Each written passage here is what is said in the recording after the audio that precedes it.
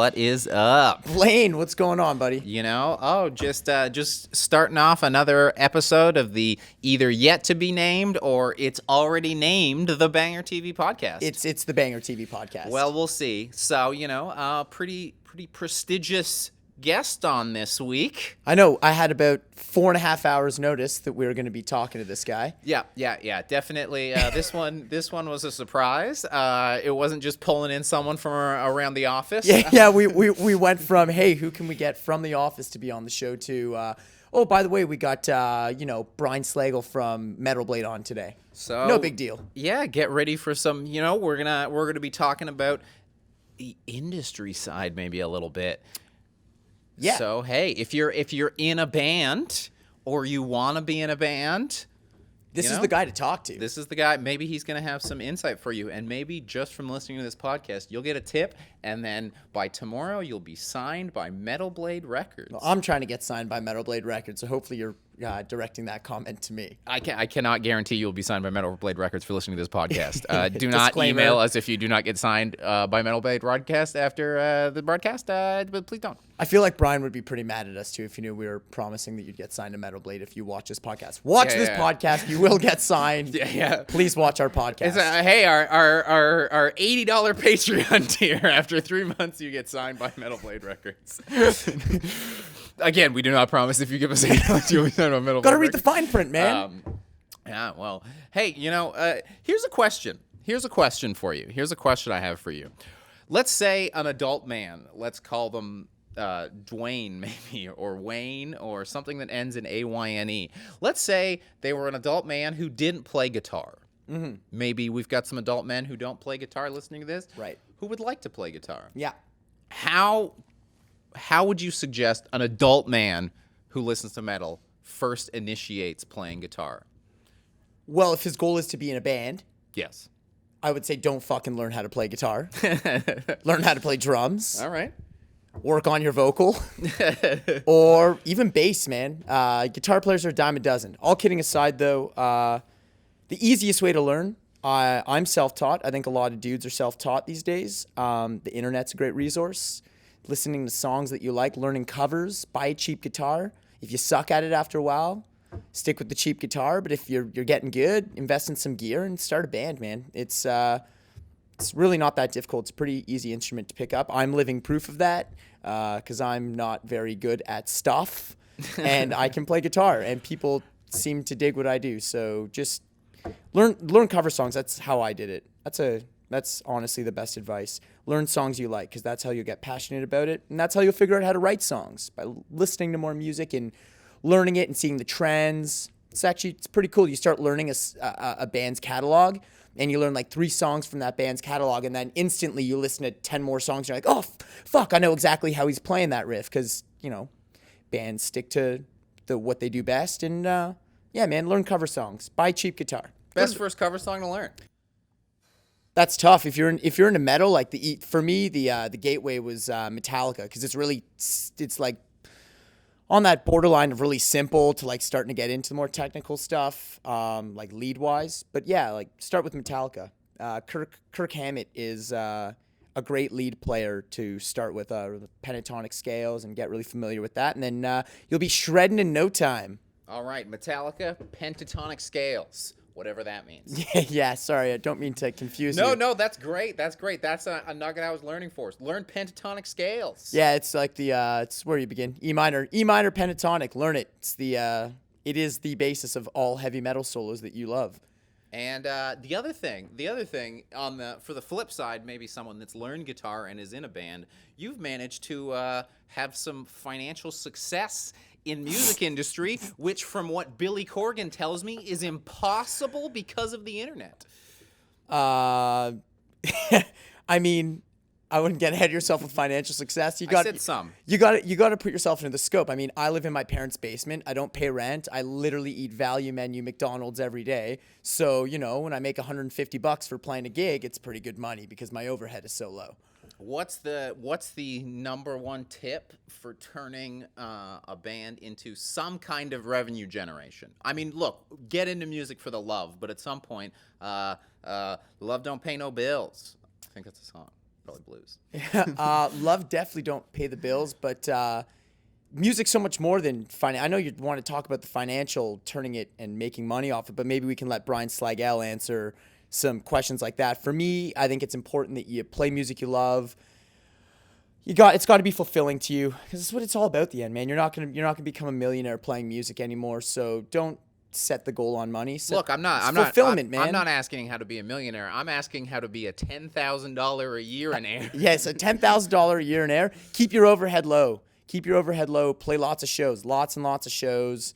Don't go for these big fancy produced records like everyone does. You can do it yourself, DIY. You want to make money? DIY. Honestly, at an amateur level, if you'd like to turn a little bit of profit, make some t-shirts, play some shows, build a following in your local scene. If it takes off from there and you go down the route of a label and booking agents and big tours, awesome, great for you. If not, you can still make it a small profitable organization on a local underground level. Print those t-shirts, man. Make the records yourself, DIY. And our guest today will tell you, I'm sure he'll bring up that the key to his success was that he was so DIY in the beginning. It's how you got to do it. It's the only way. Too many cooks in the kitchen, too many hands in the pot, not good. All right, and one last business question. Why am I the business expert all of a sudden? Because I don't know anything about business, man. You know more about business than I would say a majority of Come on. You don't have to be modest. How do you find a good cover artist? Like the artwork for an album. Some bands nail it, some bands really goof it up. Well, you can always just be smart and just call Ed Repka or Ken Kelly, and you'll get a good cover. But I think a really important one is don't just let, if you have a really good buddy or perhaps a girlfriend, someone in your life who's an artist and they're really passionate about drawing a t-shirt for you or making your album cover, don't agree to let them do it, because some of the worst album covers I've seen, it's like, hey, why did your album cover end up like that? Well, my best friend's an artist and he really wanted to do our cover. Like, duh, fuck it, man. If it sucks, you got to tell him, hey, man, this sucks. It's the cover for the demo, not the record. It's always business, never personal. Yeah, it's got to keep the two separate. I think that's a rap lyric. You're all about blues songs and rap lyrics today. Yeah, you gotta mix it up. Diversity, the spice of life.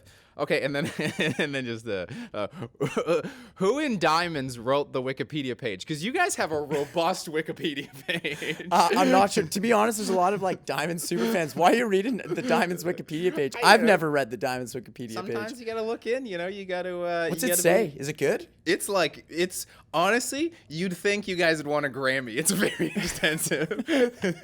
That's awesome. Nominated for a Juno, did not win. No, half our viewers have no fucking idea what a Juno is anyway. I don't know. Dude, there's some weird ass people. I was on Encyclopedia Metallum, looking at these peers of mine who are from small bands, and the information on some of those, it's like, you gotta wonder. There's some people obsessing over really small, insignificant bands. It's crazy. I don't know. Maybe I'll look at the Diamonds Wikipedia page after this. Maybe I'll add some amendments. I'll put some ridiculous shit in there. I can't remember exactly how it's worded, but definitely everyone should go look it up, because the first blurb is definitely written by the band, though. Because really? it's like it reads like a bio more than it reads like a band bio more than it reads like a hilarious. Well, don't worry. I only have about 30 past band members that I could call to ask who was responsible for it. I thought maybe it was you. Maybe it was an intern at one of the labels, to be honest. That's a real thing. I remember one of the labels we were with, there was an intern who was just responsible for everything online, like the website, and perhaps the Wikipedia fell under that. Yes, it's interesting. You find out that interns are actually happy and excited to go to work and really put when you don't pay people somehow. They only temporarily. I believe we've both been there before, yeah.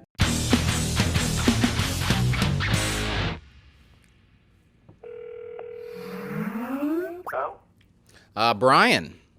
Yes. Hello, this is Blayne and DK on the Banger podcast. Yes, sir. How you doing today? I'm good, thanks. How are you? We're not too bad. DK, how you doing? I'm doing pretty good. Brian, do you do a lot of podcasts? Yeah, getting to do more and more of them. I just did one yesterday, actually, in Australia. So.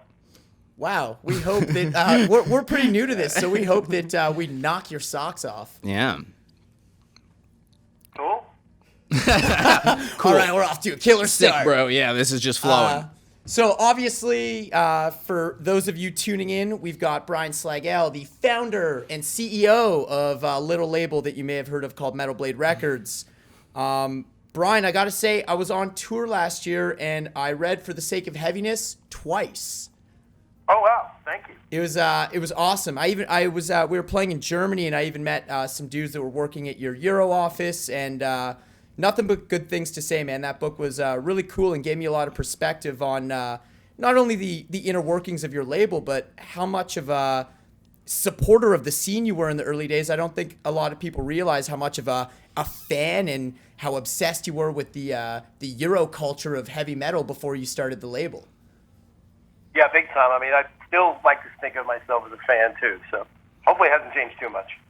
Yeah, man. Well, being a fan is really the reason why we're all here. As Blayne and I were discussing earlier on the episode, no one's really in this heavy metal business to make $1 million anymore. So it's you got to have the love and the passion for the music if you want to work in it. Yeah, I think that's the one thing that over, all these years I've been doing this that remains pretty consistent is, everybody that's in this, that's really in the heavy metal world, whether it's, at a label or a magazine or a band or, you name it. I mean, we're all basically just fans and, we're all into it for the same reasons. It's trying to make the scene better and, introduce new music to people. And it's just fun because, you talk to people about the bands you like and other bands that are cool. So, yeah, it's fun. Do you find that a lot of the dudes that you're working with in the bands have the same kind of outlook? Is everyone who's successful in the scene these days still a fan of music at the core? Oh, 100%. I don't think you can work in this industry and not be a fan because everybody that works in it, especially in the metal world. I mean, it's like this in a lot of other genres as well. I think too, but I think it's maybe even more prevalent in the metal community. Where, we're all fans, and if somebody's not a fan, and they kind of may be more of an outsider than if they weren't a fan. Because, like I said, pretty much everybody I know that we work with, from the management end to the booking agents to the lawyers to the bands to everybody, the distributors. I mean, we're all fans. Everybody's all fans, and that's why we gravitate towards the music and why, people have gravitated towards working in the industry. So, I mean, I don't know. I off the top of my head, I can't even think of anybody we work with on any level that isn't a fan. That's awesome. So like an interview at Metal Blade, is it like the dress code is like you better come in a metal t-shirt and then we're gonna hire based on metal t-shirts a little bit? I pretty much think that's the way it is. That's our dress code. I don't have anybody ever dressing in suits or anything. It's another reason why I love this job is I can go to business meetings in jeans and a t-shirt and not be looked at strangely. So, no suits. No suits. No suits allowed. Oh, I don't even own a suit. Wow, isn't that the dream, I think, for all of us? Not that I don't have to wear a suit. I can't wear a suit even if I wanted to. There you go, perfect. I definitely noticed that when there's a lot of people think, oh, you're just dressed kind of like whatever. You just rolled out of bed. But when I'm filming videos, I have to think about the shirt choice. And sometimes I'm like, oh man, I wore this shirt 3 videos ago. And if I wear it now, people are going to be like, what, you only got 2 metal band shirts? You're a poser. Get more shirts. Well, I think the worst thing for me, the biggest nightmare I have when picking out a shirt is going to whatever it is, usually a show, and somebody's wearing the same shirt. Yeah, I know, right? It's not like an excitement moment to have the same shirt. It's like, damn it. Oh, I remember I went to this festival called Bloodstock outside of Birmingham in the UK a couple of years ago, and I wore my Rainbow Rising t-shirt. I'm a huge fan of that record, and there aren't a lot of people that wear that shirt. I walk in, and the first thing I see is the bass player from Exodus has the same shirt on. Well, at least it's industry, right? Yeah, still, I was like, I thought it was gonna be cool today. Do you have because I mean, over the years, I'm sure you've received some pretty swag, holy grailish type material. What is the t-shirt in your closet that's like the top lucky magic shirt? That's a tough one. There's a few of them. Unfortunately, when I was a kid, I had all my 80s concert T-shirts. And like an idiot, when I was moving, I just said, I don't really need these shirts, and I gave them all away. So like all the really cool, old Iron Maiden or Dio shirts are all gone. So right now, I'm trying to think. Probably my go-to shirt, aside from the previously mentioned Rainbow Rising, probably the Thin Lizzy Johnny Fox album T-shirt. That's a pretty good one. That's awesome. You're a real classic old school dude with the T-shirts, eh? I mean, I grew up in the '70s, so I that's all that stuff I love. That's the stuff I still listen to today. So and it's just kind of cool to go to the throwback stuff because so many, I mean, obviously a lot of the bands and fans now are I mean, most of them weren't even born when some of these records came out, but they all really appreciate the music. So you wear a T-shirt like that and go, oh man, really cool T-shirt. So it's fun to display that sort of stuff. T-shirts I like that we've gone down the road of T-shirts because it's something that's so fucking important to metalheads, is their black T-shirt collection. And it's something that's often overlooked in a good conversation. I mean, there's like this culture of swag shirts when you're a band playing a show and the band you're playing with offers everyone a shirt, but not everyone in the band can take a shirt because then we're all going to be wearing the same shirt. What are your thoughts on the white tee? Because I know this is a really divisive issue for people. I love when a band has a white tee so that I can have like 3 white tees for hot days. Do you own any white T-shirts? I don't mind white T-shirts, but if you look at like any of my couple of closets, it's 99.9% black. I think I might own 1 red T-shirt and maybe 3 white T-shirts total. But I'm a black T-shirt guy, and I live in the desert, so I think I have a couple gray shirts maybe now that I think about it. But the gray ones are hockey shirts, so they're not band shirts. Let's just create a visual for the viewers here. How many metal band T-shirts are in Brian's collection? Yeah, I noticed you said I have a couple of closets. I heard that too. I can't even count at this point. It's just almost endless. I have so many shirts. It's got to be over 1,000, I'm sure. Wow. Whoa, are you a collector of metal memorabilia in general? Kind of. I used to be. I'm a terrible collector, so I used to. I have a huge collection of old VHS tapes, of cassettes, CDs. I still have all my original vinyl, so I kept all of that stuff. So yeah, I would be a collector. I mean, I'm not like a super crazy collector in terms of I have to have a certain thing. The 2 things I have the biggest collection of, I have pretty much every release that came out in the new wave of British heavy metal, which is some of those things are pretty rare. I did 25 or 30 copies, so I have all of that. Oh, wow. And I have most of, I'm a huge Iron Maiden fan. They're my all-time favorite band, so I probably have the biggest collection of Maiden stuff. It'd be impossible to have everything, but I have a pretty vast collection of their stuff as well. How many copies of Metal Massacre do you just have stashed away for a rainy day? That's it's funny because I moved again within the last couple of years. So I moved my vinyl, which I hadn't moved for a long time, and because it's not fun to move vinyl. But I went through and I actually found a few that I didn't realize that I had. So I might have like maybe 10 copies of it. Holy shit! Wow, of that original press with Rat.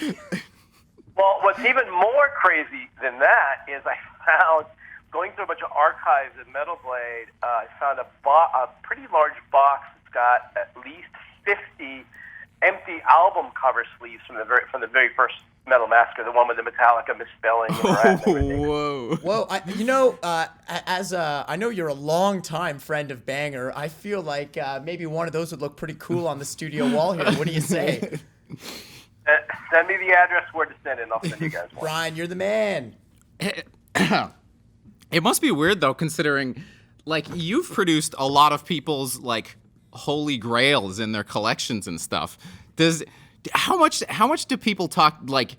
Obviously, when you're getting records signed, you go for the band. Do you find that people come up to you? Do you get that kind of collector, like your involvement in the whole process? Yeah, I mean, definitely not to the degree of the band. But if I go to a show, kids will come up and take pictures and say thanks, which is always really fun and cool. And if you go to, it happens more often, like believe it or not, in Europe. If I go to the European festivals, because kids always have their they bring their records or they buy them at the festivals there. So I've signed quite a few things over the years over there. So yeah, it's a little bit, like I said, not to any degree of like Kerry King is a really good friend of mine. So when we go out, he gets recognized all the time. So it's a little bit for me, but not to the extent of some of the bigger people. But it's always nice, and the kids are really cool about it, and I'm just happy that they're into it. So yeah, Kerry King doesn't stand out in a crowd at all, though, so I don't know how that happens. Yeah, very hard to notice. Right. I want to ask you a little bit about your ear. It's a little bit legendary, the way you're able to hear a band in some of their most infant stages and have the belief in them to know that it's going to be an incredibly marketable band. There's so many obvious examples through your career, from the earliest of offering Lars an album deal based on a band that didn't exist to signing the Goo Goo Dolls in their punk rock stage. I mean, what is the criteria? What is it? Can you give us a little bit of your secret for what you listen for? I mean, that's kind of the problem. There really isn't any sort of criteria or secret or anything. It's just something, if I put something in to listen to and I like it, then I like it. I think the only thing I would say, though, is that I like to look for things that are different, things that are not necessarily what's happening at that point, and also something that sounds completely unique and different. Like, we get a lot of, and honestly, I don't listen to as many demo tapes as I certainly used to, but, you do get some stuff, and sometimes you just hear bands that sound like somebody else. Like, for example, Black Dahlia Murder. You get a couple of demos from a band, they sound a lot like that. And I always tell bands, like, it's okay to like your influences, but don't try to sound like your influences. Try to come up with something that's a different, unique sound. I think that's the only thing that for me, if I put in whatever it is and it's got a unique and different sound, like the first time I listened to the first Ghost record, I'm like, oh my God, this is incredible, because it's completely different from what everybody else is doing and had a really cool vibe to it. So that's about it. But it's really I don't have any criteria going into anything, listening to anything. I just check it out, and if I like it, I like it. If I don't, I don't. Luckily, over the years, stuff that I like, other people seem to like too. Yeah, it's interesting that you say that, because there is, like, one I reviewed when it came out, the Hamferth, that band from the Falkland Islands. Yep. Do you remember that? Have you been to the Falkland Islands? No, I need to go there because obviously we have here, and there's not a whole lot of bands there. We've got a couple of them. Yeah. It's funny, two places that we have a lot of bands from that I haven't been to yet is the Faroe Islands, and I'm fascinated with the Faroe Islands anyway, just because it's interesting. Oh, did I say Falkland? I meant Faroe. That's what I meant. and also Poland, which I've been everywhere in Europe, but for some reason I haven't been to Poland yet. We have, I think, 4 bands from Poland, so at some point I need to get over there. What about that band from Australia, dude? You signed that killer thrash band, Harlot. How do you find a band from down under? Well, people, generally the way we find out about bands is if somebody from wherever the bands are from will let us know, whether it's a publicity guy or a radio station or a magazine or, somebody that we know that works at our distribution company, or it's always somebody turning us on to something like that. That was the case with Harlot. We have a couple people that work for us down in Australia, and they said, hey, this really cool band down here. They put the record out here. They're looking to try to get it licensed somewhere else. Would you guys be interested? And we listened to it. It's like, oh, wow, this is really cool. So, we ended up doing it. Yeah, I had that record in hand before it was licensed by Metal Blade. I'd been following that band. I thought they were fucking killers. So it's really awesome to see a band get recognition and get the record out to the masses. Speaking of which, a ton of our viewers are musicians. I would say 85% of everyone who tunes into Banger is a musician, either successful or aspiring. I think one of the biggest questions that they would have for you if they got you in a room is, what is your number one do and what is your number one don't for getting your attention and Metal Blade's attention? Well, it's a tough thing because, everybody does something differently. I don't know if there's really any don'ts. I think the only thing I mentioned before is just if you whatever your image is or whatever you sound like, again, try to be a little bit unique and don't try to just copy somebody else. That would probably be the one don't. And in terms of do, I think the one thing that is important for bands to do now is to really have some sort of social media presence. And by no means does that make a huge difference for us. Like if we hear a band and there's no social media thing and we like it, we'll still do it anyway. But we do find it's a lot easier if the bands go out and have some sort of presence there and actually kind of embrace social media and know what they're doing, because it's such a powerful tool now, and it really has made our lives a lot easier on the label end to get to people. Like, people know when the records are coming out, know when the bands are touring. It's been a huge help, and I think a huge reason why there's been so much success in the last few years of metal. So, and certainly the bands that are get into it and are active with it, the more active with it they are, the better. And it's just a great way to find fans, to reach out to your fans and have communication with your fans, which is really great. I think the fans really appreciate that too, because it's like, hey, if I'm into a band and I start following them on social media and feel like, oh, these guys are cool guys and they're into the same stuff I'm into, and maybe there's even a little bit of interaction, that means so much to them, and just makes that bond even stronger. It's so true. The music world changed completely with social media. Even for me, like, I follow individual members of bands, and you feel such a deeper connection to the music when you feel like you know the person almost on an intimate level, because you see every fucking second of their life, what they're eating for lunch to backstage at the show they're about to play. You kind of have a bird's eye view.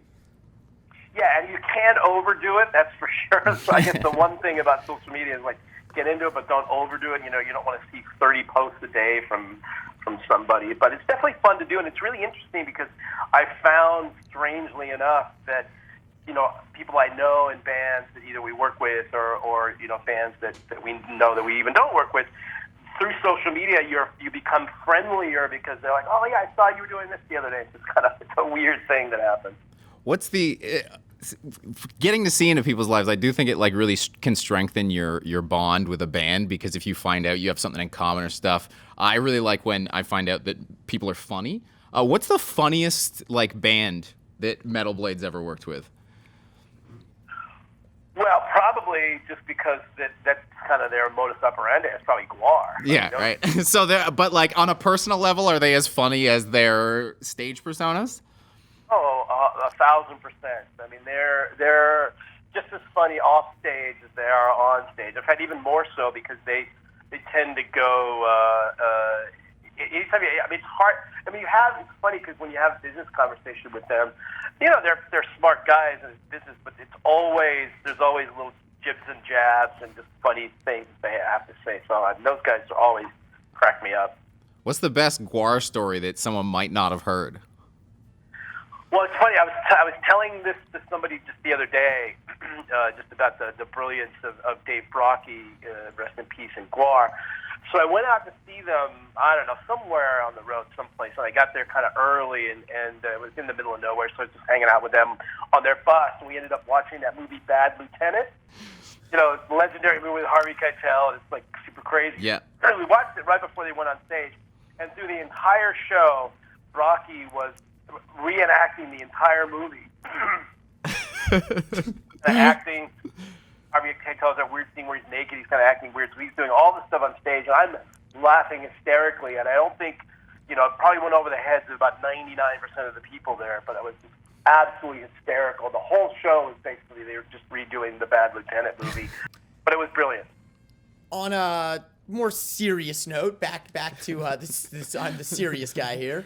At the end of your book, you seem very hopeful about the future of music. I know there's a lot of negativity. Fucking physical sales are dead. No one's buying music anymore. Streaming's destroying the industry. You seem very hopeful at the end of your book, and it's been some time since you've written that book. So I kind of want to get you to expand perhaps on your perspective of the future of music and sales and profit. Well, quite honestly, the future of music and sales and profit is probably the best I think I've ever seen it in the 38 years I've been doing this. I mean, the streaming thing is completely taken over. I know people complain, and I talked about this on a podcast the other day. So there's more money coming into the music business now than ever before, or similar to where it was in the late 80s, early 90s when the CDs came in. And you see it to the point where actually venture capital companies are falling all over themselves to get into the music business somehow, because everybody sees, look at the streaming numbers and how it keeps growing every year, and if you expand it out over time, you're looking at significant amounts of money, and there's significant amount of money coming in now. So, which is great for the labels, especially the major labels, where it hasn't quite trickled down to yet on a large level is a lot of the bands, but it's getting there. I mean, I can tell you from our perspective, we make sure, and we're giving bands. It's funny because I've had this conversation with bands, 3 or 4 years ago, like, we're never going to make any money on streaming. It's just a joke, yada yada yada. And I go, trust me, you will. It's going to take some time. I was a non-believer at first as well. I was like, Spotify is just ruining everything, and it's not going to be good. But I've changed the tune now about being there for a few years and seeing the amount of money that's starting to generate. And we've given bands, big time checks for predominantly streaming. So I had to give them the check and go, do you remember when you said you weren't going to make any money on streaming? Well, here's a bunch of money for you. So I think it's getting there, and the future looks really good. The one issue, and this is probably more of a major label issue, I think, than an independent label issue, is, there's definitely discrepancy of how much money the major labels are getting and how much they're disseminating to the bands, because it's not a traditional record label deal anymore where, the labels have to spend a bunch of money and you have to manufacture a bunch of products and put it out in the stores, and you don't know if that product's not going to come back. I mean, streaming, you just put the stuff up there and people play it, and that's how you make your money, and it's becoming pretty significant. Obviously, it's bigger for, huge acts like Drake and Adele. I mean, they're making, tens of millions of dollars, but it's disseminating down to some of the bigger, rock and metal bands too. If you look at, Metallica or Maiden or Slayer or whomever they are, I mean, they're making a lot of money on streaming. And what I try to explain to people with streaming is that before, whatever model it was, whether it's vinyl, CD, cassette, all that stuff, which still exists, by the way, and I don't think any of that stuff's going to go away anytime soon. It's just becoming less and less. But when you do that, you get paid one time for whatever that is. You buy a CD, the label, the artist, everybody gets paid one time, and that's it. Whether the person listens to it one time or a million times. Well, now every time somebody plays your song, listens to your song on Spotify, Apple Music, whatever it is, you get paid. So it's like every time that happens, you're getting money. So over the course of time, that money is becoming pretty significant, and it's more. Our numbers go up every single year, and the last year we had one of the biggest years we've had probably in 15 years, and this is the case in the music business as a whole now. So I really think that it's only going to get better, and as we get to working how streaming works a little bit more, and especially getting new bands involved and people discovering bands that way, I think it looks pretty bright. So there you have it. Streaming was not the death of music like everyone thought it would be. It was just the start of a transitional phase in how we were consuming it. It was cassettes all along. Right? No, I think one of the most ironic things is reading that story about in the late 80s and early 90s when you basically bankrupted your label for your belief in vinyl being the strongest physical format when everyone else was switching to CD. The fucking irony of that all is that you look at it now and vinyl is clearly the most sought after physical form.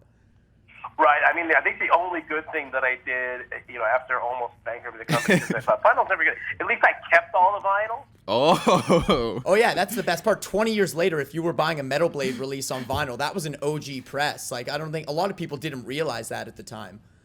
Well, we had this huge warehouse out in Phoenix, Arizona, and people would come in and look at it and go, why are you keeping all this vinyl? This is when, in the 90s when vinyl was dead. I go, I can't bear to get rid of it. So I don't care if it takes up a third of the warehouse, I'm going to keep it. Of course, who would have ever known that it would come back and be a big thing as it is today? But it is, which is great. Do you sometimes just tell people that you knew it was going to happen all along? Oh, that would be a complete lie. I'm not going to tell them I'm that smart. I don't know. It does seem like you do have like a mysterion, the mental mind, man. You're predicting bands that wound up being huge, and then somehow you even predicted record formats that were going to be huge. Yeah, I think that was more luck than anything else, but I'll take it. A humble man indeed. Can't. I'm always trying to get people to boast about things, and it never seems to work out for me. Brian, man, thank you for keeping it DIY and keeping it all about the music for so many years. It's fucking a thrill for metalheads to see the coolest independent label still thriving, and you're still putting out incredible music. So thanks, dude. It's thanks for everything you've done for the fucking metal world. You're one of the few and proud, man. Yeah, thanks, man. I appreciate it. Like I said, I'm just ultimately a fan like everybody else is. So it's fun for me to be able to work with cool people and cool bands and to see other people like it, and my philosophy hasn't changed from day one. It's fun to turn people on to new bands, and that's what keeps it going. Amazing. Next time I'm in the West Coast and I see you at a show, I'm gonna take a photo with you and make you sign my copy of Metal Massacre 1. Yeah, no problem. I'm in. Hell yeah! All right, and I'm holding you to that album sleeve. We're sending you the address right after we're done. No problem. Like I said, I found a bunch of them, so you got it. You're the man. Thanks so much, Brian. Have a great day. You guys too, man. Thanks so much. Cheers. That's been our time. Yeah, this is our podcast. It's the BangerTV podcast. I'm pushing for that name, man. It just got a ring to it. Well, hey, this is the BangerTV podcast. Sign it off. Yeah. Yeah.